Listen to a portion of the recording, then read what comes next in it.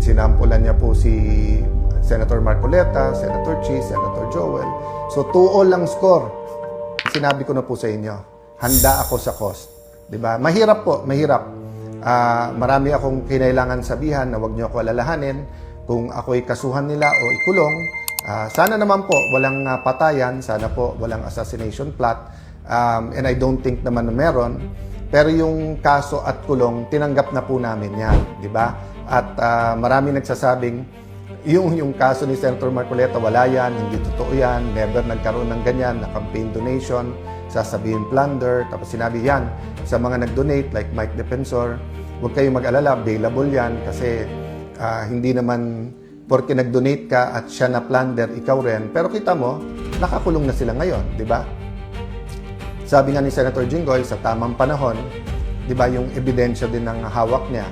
So, mabigat po kung tingin nyo po hindi stressful, kung tingin nyo po kahit kami nakasmile na parang araw-araw, tinatanong namin sa sarili namin kailan magbabago, kailan po ang mahirap, hindi na kailangan isipin ang pagpapagamot sa kanilang mga anak, kailan po ba yung mga probinsyang napabayaan ay magkakaroon din ng tren, ng internet.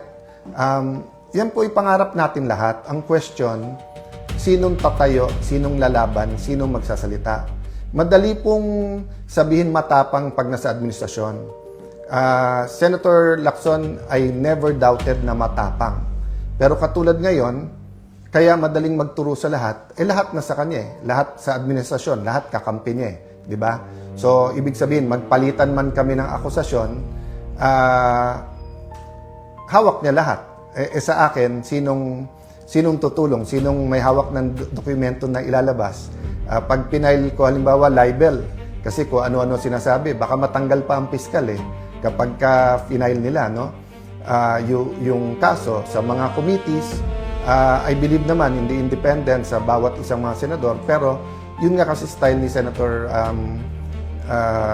Lacson, old style yon, yung may dossier ka, may hawak ka, tapos ililik mo through your other colleagues na, eto mga hawak pagka nagkalaban or kaya makikipagkaibigan sa'yo, pero once na hindi kayo nag-agree, tututukan ka na. At ngayon, ako naman ang sinasampulan niya, diba? So, may score yan eh.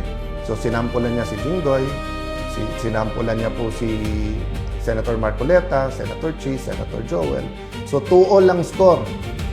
So, syempre, medyo nagtatampo din si Senator Lacson. Ba't nagkaganon? Problema, di ba, nagkaroon ng coup sa Senate, nakaupo kami, 13, kailangan nila ng boto. So, now, ako naman po ang tinututukan niya.